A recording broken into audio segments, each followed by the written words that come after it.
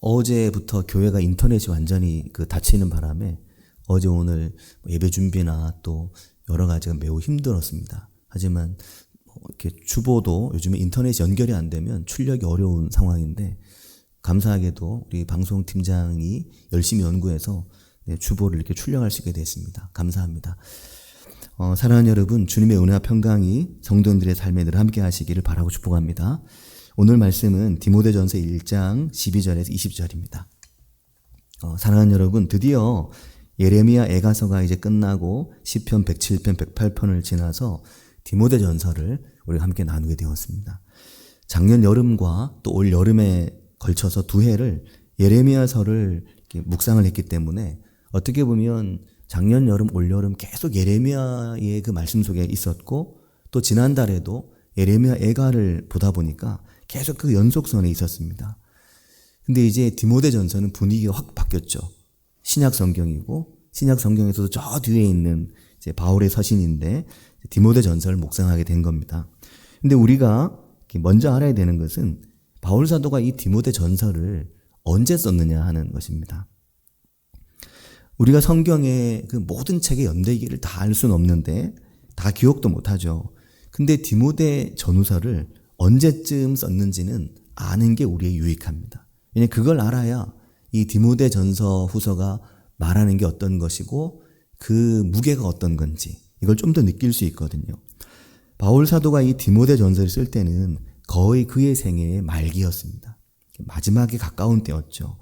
바울은 로마에서 2번 투옥이 되는데 비교적 가볍게 가택 연금 상태로 처음 투옥되었던 게 사도행전 끝부분에 보면 갇혔을 때 그때는 비교적 자유로웠습니다.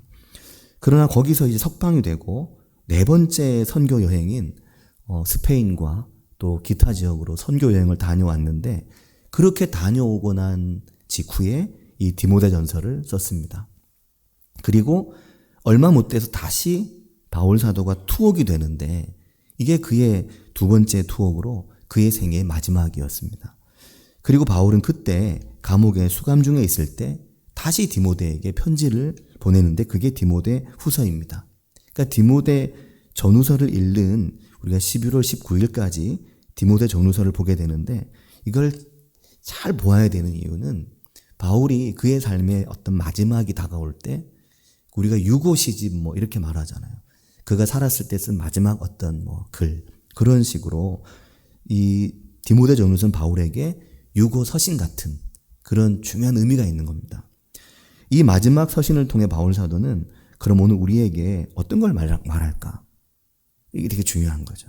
아버지 살아생전에 마지막 하신 말씀 이게 중요하잖아요. 그래서 디모데 전후서는 잘 유심히 보아야 됩니다. 바울 사도는 1장 3절부터 보면 본격적으로 내가 이 서신을 왜 쓰고 있는지 그것을 사랑하는 동역자이기도 하고 또 나에게는 아들 같은 디모데에게 말하는 거죠. 굉장히 일종의 엑기스 같이 말하고 있는 겁니다. 3절에 보면 뭐라고 말합니까? 내가 마게도냐로 갈 때 너를 권하여 에베소에 머물라 한 것은 내가 너를 여기 머물라 한 이유가 있다라는 겁니다. 내가 너를 왜 여기에 뒀냐? 그 이유가 뭐냐? 3절 뒷부분에 보면 어떤 사람들을 명하여 다른 교훈을 가르치지 말며 다른 교훈이라는 걸 말합니다. 다른 교훈. 다른 교훈이란 말은 바른 교훈이 있는 거죠. 바른 교훈은 바울의 가르침과 성경의 말씀을 말하는 것이겠죠. 이 다른 교훈을 가르치지 말라. 그러면서 그 다른 교훈이 뭐라고 말하냐면 4절에 보면 신화와 끝없는 족보에 몰두하는 것. 이걸 말합니다. 바울 사도가 디모데를 향해 이걸 경계해라 라고 말하는 겁니다. 다른 교훈. 그러면 이 신화와 끝없는 족보에 몰두한다는 건 어떤 걸까요? 오늘 우리 시대에도 우리 삶 속에 신화들이 있습니다. 우리가 뭔가 몰두하게 만들고 빠져들어가게 만드는 것들이 있거든요. 근데 2000년 전에도 당연히 그 고대에 얼마나 많은 신화들이 있었겠습니까? 우리가 잘 아는 그리스 로마 신화도 바울이 경계하고 있는 신화 중에 하나입니다. 근데 그런 신화만 있는 게 아니죠. 성경을 가지고 꾸며낸 이야기나 성경을 가지고 가능성을 전제한 상상의 이야기들이나 혹은 믿음 좋은 사람들이 꿈을 꾸고 꿈 얘기하는 것이나 이 모든 성경 밖의 이야기들을 다 말하고 있는 겁니다. 그래서 디도서 1장 14절은 그걸 한마디로 유대인의 허탄한 이야기, 허탄한 허무맹랑한 그런 이야기에 빠져가지고 시간 쓰고 거기에 몰두하지 마라는 겁니다. 특히 족보는 어떤 이들이 천상의 존재와 더 가깝나 이런 유의 이야기들입니다. 그러니까 천사들, 신화들 그 안에 나름의 서열을 정하고 누가 제일 높은가, 누가 제일 근원에 가까운가 이런 거 가지고 이야기하는 이 다른 말로 하면 이단 사설들 이런 이야기에 거기 현혹돼 거기 너무 집착하지 말라. 그 이야기를 바울이 하고 있는 겁니다. 그런 이야기들이 그걸 뭐라고 말하냐면 이런 이야기들이 결국 어떤 것으로 결론이 나오냐면 4절 중간에 보면 이런 것은 믿음 안에 있는 하나님의 경륜을 이룸보다 도리어 뭘 낸다고 합니까? 변론을 낸다 하는 겁니다. 새벽에 말씀드렸는데 그냥 말 주고받는 어떤 서로 간에 뭐 대화하는 게 아니고 서로 간에 토론하는 게 아니고 이 변론은 격한 논쟁을 말합니다. 결국 이 격한 논쟁의 끝은 싸움과 다툼으로 가고 결국 갈라서게 되고 하는 그런 거 하지 말라고 말하는 겁니다. 그 말이 무엇이냐면 그게 별로 중요한 게 아니라는 거죠. 그게 그렇게 몰두하고 마음을 둘 만한 내용이 전혀 아니라는 얘기를 하고 있는 겁니다. 만약에 생각해 보십시오. 그게 중요하면 변론을 하더라도 그것에 집중하라고 말하겠죠. 하지만 그게 중요하지 않기 때문에 그거 하다가 변론까지 가는 그거 너무 마음 두지 말라고 말하는 겁니다. 시끄럽게 논쟁하고 그 허탄한 이에 관심 갖고 그러면서 결국 하나님의 경륜을 이루지 못하는 하나님의 경륜에서 어긋나고 미끄러져 버리고 마는 그런 헛된 것에 마음 두지 마라 그러는 겁니다. 우리가 교회에서 신앙생활을 함께 하다 보면 이런 비슷한 일들을 겪을 때가 있습니다. 때로 우리가 보면 뭐 때문에 싸웁니까? 사실 지엽적인 것 때문에 별로 중요하지 않은 것 때문에 그걸 그 마음이 서로 간에 이해가 안 되고 용납이 안 돼가지고 그것 때문에 싸우고 그것 때문에 갈라집니다. 별일 아닌 걸 가지고 다투죠. 그게 맞냐 내가 맞냐 이게 맞냐 저게 맞냐 사실은 확인도 안 됩니다. 때로는 개인 성향인고 기호인고도 있죠. 뭐 나는 국수 좋아해 나는 밥 좋아해 이런 거 싸우기도 하는 거죠. 우리 교회 식당은 그런 일이 없지만 어떤 교회는 교회에서 국수를 하는 게 맞느냐 아니면 밥을 내야 되느냐 국수를 어떻게 하냐 어떤 교회는 그럼 국수를 하지 뭘 하냐 이러다가 싸워가지고 막 갈등 생겨서 그러기도 하거든요. 성경은 모르는데 그게 아닌 그냥 그 주변에 이게 이런 뜻이다 저게 저런 뜻이다 그러다가 시험 들고 그러지 말라는 겁니다. 특히 사랑하는 여러분 우리가 요즘에 주의해야 될 게 하나 있는데 유튜브 알고리즘 매우 주의해야 합니다. 왜냐하면 저도 제가 좋아하는 것들이 있을 거 아닙니까? 그것만 보이거든요. 계속 그것만 띄워줍니다. 그래서 그게 뭐냐면 나에게 맞는 걸 보여주죠. 이 사람이 좋아할 만한 걸 자꾸 보여주는 겁니다. 제가 생각을 해봤습니다. 그게 왜 안 좋냐면 그러면 결국 나에게 맞는 것만 계속 보다 보면 나와 다른 것과는 대화가 안 됩니다. 대화가 어려워지게 되죠. 요즘 우리가 식당을 가고 카페를 갈 때 뭐 보고 갑니까? 다 검색해보고 하죠. 저도 검색해보고 갑니다. 모처럼 여행을 갔는데 이상한 갈 수는 없잖아요. 다 아는 것도 아니고 내가. 또 물론 우리 변세령 권사님은 거기 안 물어보고 읍사무소 동사무소에 물어본다 하시더라고요. 전화해서. 이 동네에 맛집이 어디냐.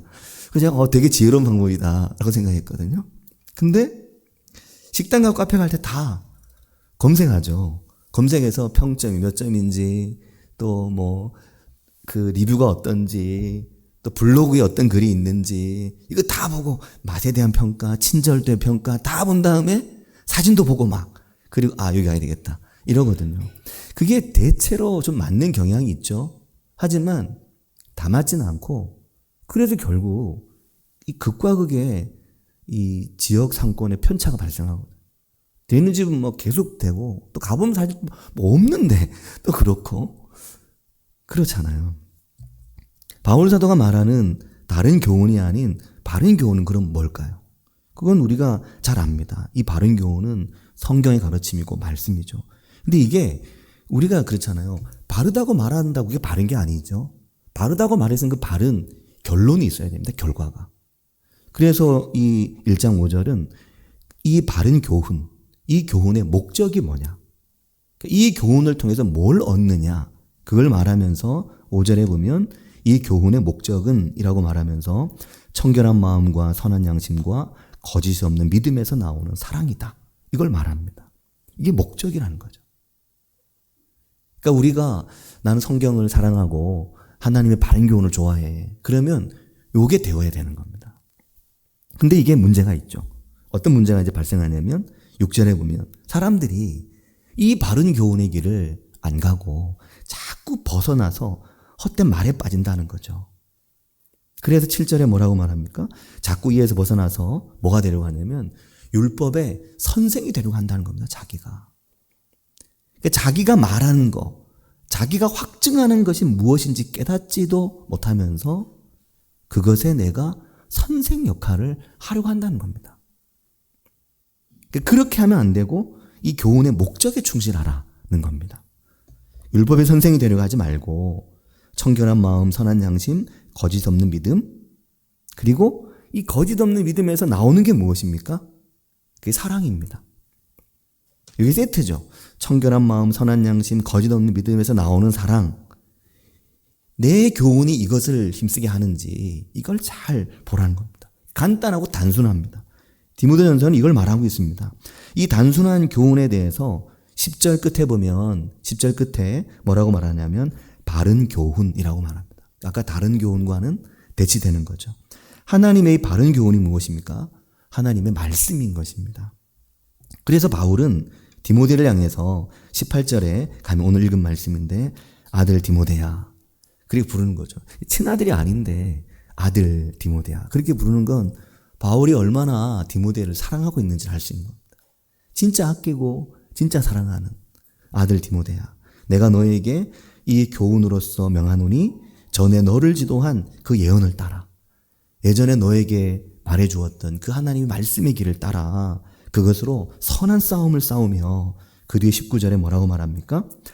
이게 이제 아까 그 5절에 나왔던 청결한 마음, 선한 양심, 거짓 없는 믿음의 압축이라고 말할 수 있는데 믿음과 착한 양심을 가져라. 그러면서 어떤 이들은 이 양심을 버렸고 그 믿음에 있어서 파산했다. 난파선처럼 돼버렸다. 그렇게 말합니다. 양심을 버리고 그들이 난파해버린 이들. 그들이 있는데 그렇게 헛된 것에 집착하지 말고 바른 교훈의 길을 잘 가라. 그렇게 말합니다. 사랑하는 여러분, 왜 이들이 양심을 버리고 다른 교훈의 길을 따라갔습니까? 그것은 그들이 바른 교훈에 귀 기울이지 않고 바른 교훈에 힘쓰지 않았기 때문입니다. 그럼 무엇에 관심을 가졌습니까? 그 허탄한 것에 관심을 자꾸 가진 거죠. 나의 관심이, 나의 마음이 정말 무엇을 향하고 있는지 이것을 우리가 잘 보아야 됩니다.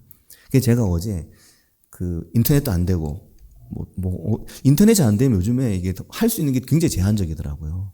그래서 성경책을 열심히 뒤졌죠. 디모데 전후서를.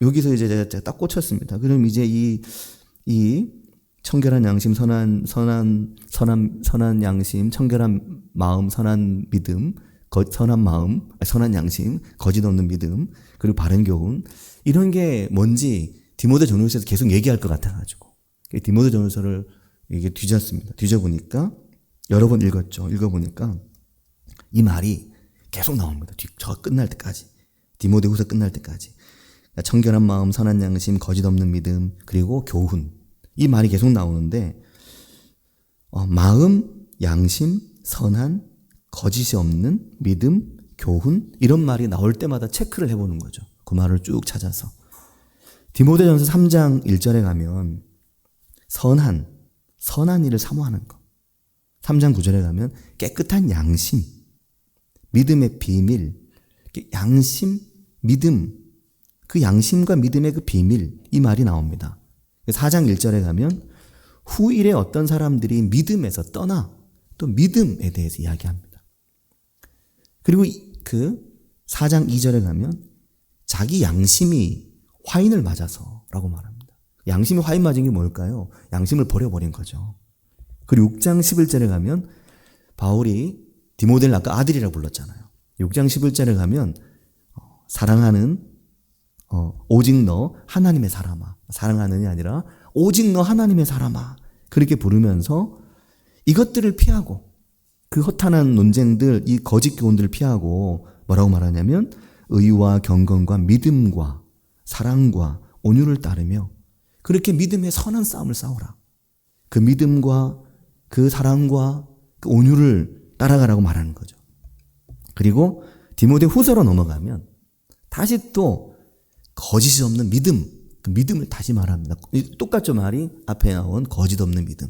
똑같이 거짓 없는 믿음 말하는데 이게 누구한테 한 말이냐면 너의 어머니 또 너의 외조모 유니게와 로이스와 유니게, 너의 어머니, 너의 할머니 안에 있는, 외할머니 안에 있는 그 거짓 없는 믿음, 그걸 말합니다. 바울 사도가 이 디모데 전후서를 통해서 아까 그 세 가지, 청결한 마음, 선한 양심, 거짓 없는 믿음, 이 세 가지를 계속 이야기를 하고 있는 거죠. 그리고 교훈이라는 말이 반복됩니다. 이걸 잘 가르치는 걸 말하죠. 배우는 걸. 4장 11절에는 이것들을 명하고 가르쳐라. 바른 교훈을 말하는 겁니다. 이것에 힘을 쓰라는 거죠. 바울 사도는 디모데에게 4장 6절에 보면 뭐라고 말하냐면 이 좋은 교훈의 양육에 대해서 말하면서 네가 본이 되어야 된다고 말합니다.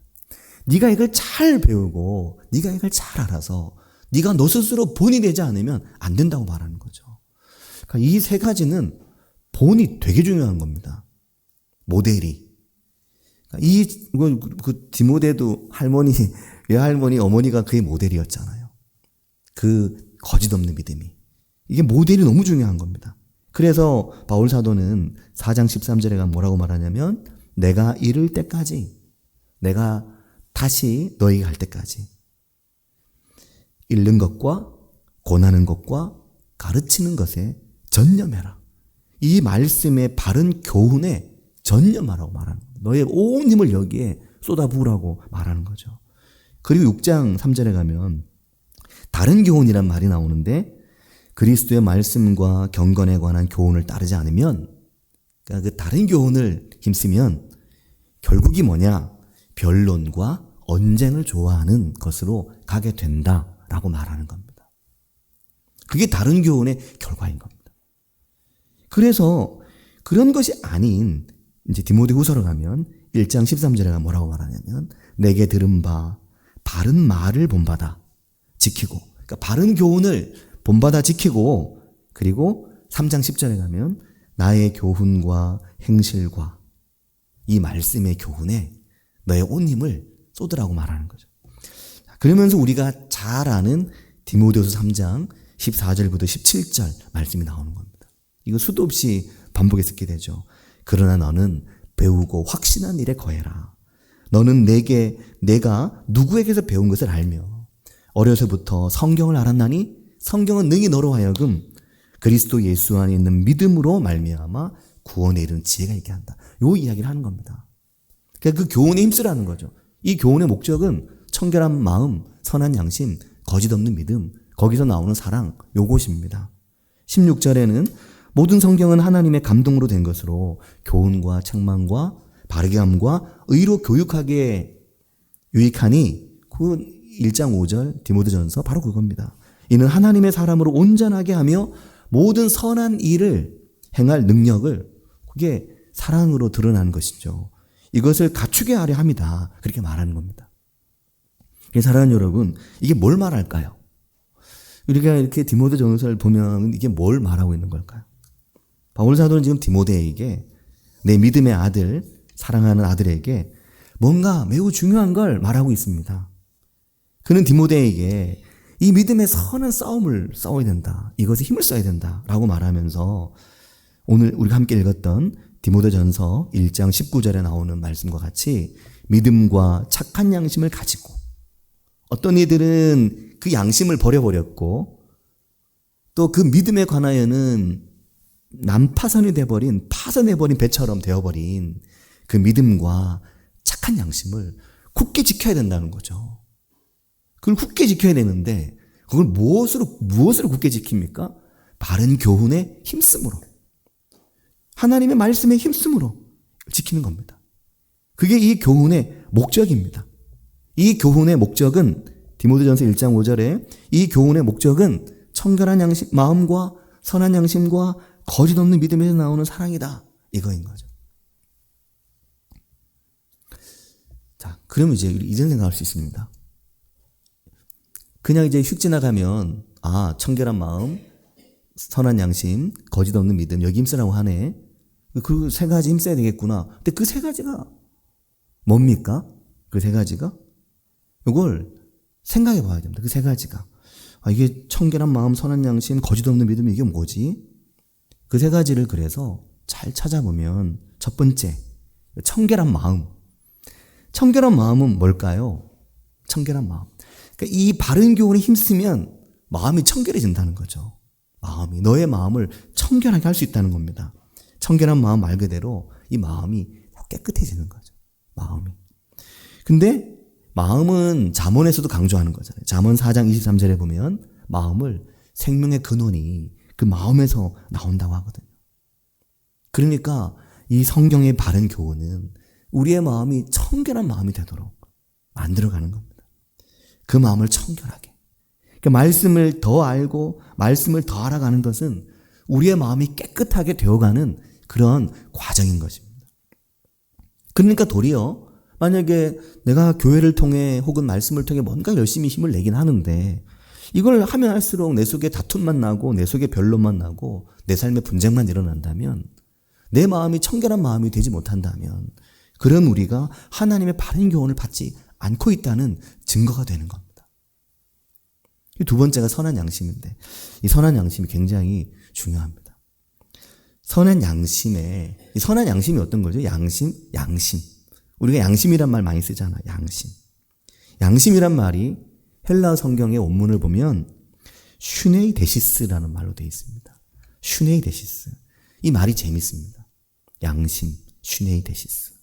이 말이 두 개가 합쳐진 말입니다. 하나는 무엇과 함께, 또 하나는 보다 알다. 양심이라는 말은 내가 혼자 뭘 보고 아는 게 아니라 나를 포함한 여럿이, 공동체가 함께 보고 함께 아는 걸 말하는 겁니다. 그 양심은 열려있고 투명한 거죠. 양심은 나 혼자 이건 나의 양심이야 이렇게 말할 수 있는 게 아니라 그 양심에 대한 건 서로가 같이 공유되는 겁니다. 그래서 우리가 이런 말 하잖아요. 양심도 없어. 그 말은 그게 나랑 연관이 있기 때문입니다. 자기가 마음을 혼자 어떻게 갖고 살든지 어떤 마음 먹고 사는지 이건 개인의 것인데, 양심은 그 사람이 어떤 양심이냐에 따라 그건 나와 공동체에 영향을 끼치는 겁니다. 야, 양심도 없다. 그렇게 말할 때가 있죠. 선한 양심이란 말은 내 마음이 은밀하게 나 혼자 가지고 있는 게 아니라, 내 마음대로 하는 게 아니라 이 마음이 드러나고, 이 선한 양심이 드러나고 그 양심이 무언가 함께 뭘 보고 함께 영향을 받는 겁니다. 그래서 여기서 더 나아가면 이 양심이 하나님의 영향을 받는 거죠. 물론 마음도 그렇고 다 하나님 영향을 받지만 특히 양심이라는 건 하나님의 영향을 받는 겁니다. 양심을 버렸다는 말은, 우리 마음을 버렸다 이런 말은 잘 안 쓰잖아요. 양심을 버렸다. 나 양심 버렸어. 그 말은 정말 내 마음대로 살겠다는 겁니다. 내 하고 싶은 대로. 주변 신경 안 쓰고 사람도 신경 안 쓰고, 더 나아가면 하나님도 신경 안 쓰고, 하나님이 뭐라 하든지 말든지 신경 안 쓰고, 나 양심 버렸어. 나 양심도 없어. 나 양심 없는 인간이야. 이 말은 내 마음대로 살겠다는 거거든요. 내가 하고 싶은 대로 하겠다는 겁니다. 그 양심은 무엇과 함께 보다, 무엇과 함께 알다. 그 양심이 영향을 받는 거죠. 그래서 이 양심이 하나님의 지배를 받는 것입니다. 우리가 양심이 찔린다라고 말할 때 있잖아요. 그게 뭡니까? 다른 사람들의 눈치가 보이고 하나님의 눈치가 보이는 겁니다. 근데 양심이 찔려서 도저히 못하겠어. 그 말은 하나님의 그 말씀의 영향 속에 있는 겁니다. 하나님의 지식과 함께 하는 인간의 지식이고 하나님의 음성이 나의 내면에 들려오는 것이죠. 그래서 주석을 보면 이렇게 표현합니다. 청결한 마음은 그냥 이제 나의 마음인데, 생명의 근원이 되는 마음인데, 이 선한 양심을 하나님의 영이 작동하는 공간으로, 하나님의 영이 영향을 끼치는 것으로. 그래서 요한복음 4장 24절, 지난 금요일 밤에 이 말씀을 나누었는데, 하나님은 영이시니 예배하는 자가 영과 진리로 하나님께 예배하라 라고 말할 때, 그 영이 내 안에 있기는 하지만 그게 하나님의 영향을 받고 있는 내 속에 있는 영인 겁니다. 그러니까 그 선한 양심을 만들어 간다는 건 내 안에 하나님의 영이 움직이시는 그런 것으로 우리가 되어가는 거죠. 그리고 세 번째가 거짓 없는 믿음입니다. 이 거짓 없는 믿음은 뭘까요? 믿음 앞에 왜 거짓이라는 말을 붙였을까요? 그 말은 가짜 믿음도 있다는 거잖아요. 거짓된 믿음도 있다는 겁니다. 그 말은 당시에 많은 거짓 선지자들이, 거짓 교사들이 자신들의 믿음을 과장하고 자신들의 믿음을 가장해서 없는 믿음 있는 것처럼 만들고 살았던 겁니다. 믿음이 아닌데 믿음인 것처럼 하고 산 거죠. 그래서 그런 가짜 믿음, 거짓된 믿음의 결과가 뭡니까? 다툼과 변론이라는 겁니다. 아무것도 아닌 헛된 것에 그거 붙들고 격한 논쟁으로 가버리는 걸 말하는 거죠. 그러니 거짓 없는 믿음의 끝은 그것은 분쟁이고, 그 가짜 믿음의 끝은 분쟁과 다툼이지만 이 거짓 없는 믿음의 끝은 무엇이냐면 그 끝이 사랑이라는 거죠. 그러니까 바울 사도는 굉장히 분명한 걸 말하고 있는 겁니다. 너희가 하나님의 말씀에 힘쓰고 그 교훈에 힘쓰면 너희 속에 청결한 마음이 생기고 너희 안에 선한 양심이 자라나고, 그리고 너희가 거짓 없는 믿음을 갖게 되면서 결국 너희의 삶이 사랑하고 사랑받고 사랑을 실천할 수 있는 삶으로 되어가게 되어 있다, 이걸 말하는 겁니다. 그러니까 더 사랑해라. 더 사랑하기 위해 이 교훈에 힘써라. 그래서 청결한 마음, 선한 양심, 하나님의 영이 작동하는 너의 마음, 거짓 없는 믿음에 힘써라. 사랑하라. 이것을 말하고 있는 것입니다. 그래서 사랑하는 여러분, 신앙과 믿음은 그러니까 단순한 어떤 사색이 아닌 거죠. 신앙과 믿음이 철학적인 게 아닌 겁니다. 그냥 생각해가지고 뭐 이걸 이렇게 사색해가지고 이루어낼 수 있는 것이 아닌 겁니다. 신앙과 믿음은 삶이고 신앙과 믿음은 사랑으로 살아가는 거죠. 그것을 바울 사도가 말합니다. 그래서 제가 이걸 디모데전서를 이렇게 보면서 제 속에 떠오르는 단어가 하나 있었습니다. 이 세 가지, 청결한 마음, 선한 양심, 거짓 없는 믿음, 이걸 계속 강조하고 있고 이것을 위해서 교훈을, 바른 교훈의 목적을 강조하는데, 그러면 이게 여러분 이렇게 사랑을 하는 이게 어떤 건가? 이렇게 강조하는데 이게 어떤 건가? 봤더니 계속 보다 보니까 뭐가 생각나냐면 성품이라는 말이 생각났죠. 성품. 유치원에서 가르쳐주는 이제 성품 비슷한 것일 수도 있는데 그 성품. 근데 좀 더 이것을 우리가 신앙적으로 성경적으로 풀어본다면 이 성품이 바로 성령의 9가지 열매인 겁니다. 성령의 열매인 거죠. 하나님의 말씀의 열매이고 하나님의 교훈의 열매이고 성령의 열매인데 그 성령의 9가지 열매, 그게 다 성품에 가는 것이거든요. 그래서 기독교적인 성품 교육에 이 성령의 9가지 열매를 그대로 가져와서 성품 교육을 하기도 하거든요. 성품, 그 마음 씀씀이, 그 마음됨, 이 청결한 마음, 선한 양심 다 마음속에 있는 거잖아요. 영, 우리 안에. 거짓 없는 믿음도 다 우리 속에서 작동하는 것들입니다. 그게 사랑으로 드러난다는 건데 이게 다 우리의 그 성품과 인격과 연관된 것들이거든요. 갈라디아서에서 그걸 강조하잖아요. 갈라디아서 5장 22절, 23절인데 갈라디아서는 그리스도의 피 묻은 복음을 말하는 겁니다. 그리스도의 피 묻은 십자가를 말하고 복음을 말하는 서신이거든요. 근데 그 서신의 갈라디아서의 끝이 이 성령의 9가지 열매를 말합니다. 이게 연결이 되죠. 바울 사도의 강조점이. 어떻게 살고 어떤 성품을 가지고 살아가느냐, 어떤 마음을 가지고 살아가느냐, 그걸 말하고 있는 겁니다. 5장 22절에 보면 22절, 23절에 성령의 9가지 열매가 나오잖아요. 오직 성령의 열매는 사랑과, 우리 신효 권사님 계시지만 희락순, 희락과, 또 화평과, 오래 참음과 자비, 양선, 충성, 온유와 절제와. 다 이 성품입니다. 그 사람의 마음으로부터 일어나고 작동하는.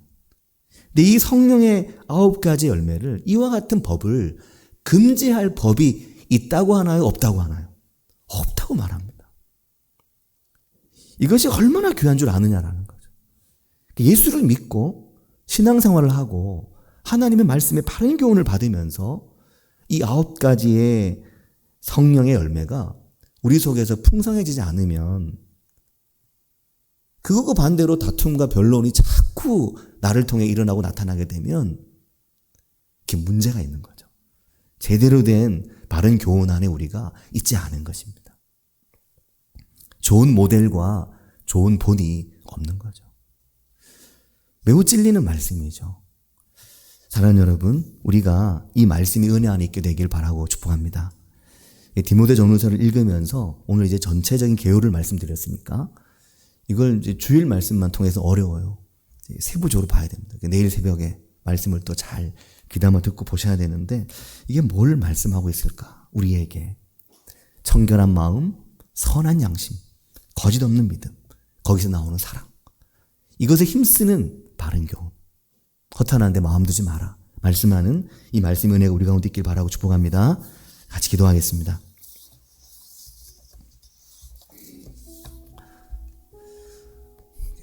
관성이라는 게 있잖아요. 관성, 탄성. 어떤 탁 당겼다 놓으면 그냥 막 달려갑니다. 그래서 성경의 말씀을 충분히 우리 생각하지 않고 막 뛰어가고 달려가면 그냥 어느 순간 나도 모르게 내 속에 있는 것들, 사람의 가르침들, 여기에 막 휩쓸려 지나갑니다. 그래서 우리가 하나님의 말씀 앞에 자꾸 멈춰야 됩니다. 하나님의 말씀 앞에 자꾸 서야 됩니다. 그 말씀이 내게 뭘 말하는지를 일정하게 읽고 생각하고 그 말씀의 길을 따라가야 됩니다. 그러면 그 말씀의 길의 끝이 다툼이나 변론이 아니라 사랑이라는 거죠. 사랑과 희락과 화평과 오래 참음과 그런 풍성한 자비와 양선과 충성과 온유와 절제와 그런 풍성한 하나님의 성령의 열매들이 나타난다는 거죠. 내 삶에 그런 은혜가 있기를 원합니다. 내 삶에 그런 능력이 있기를 원합니다.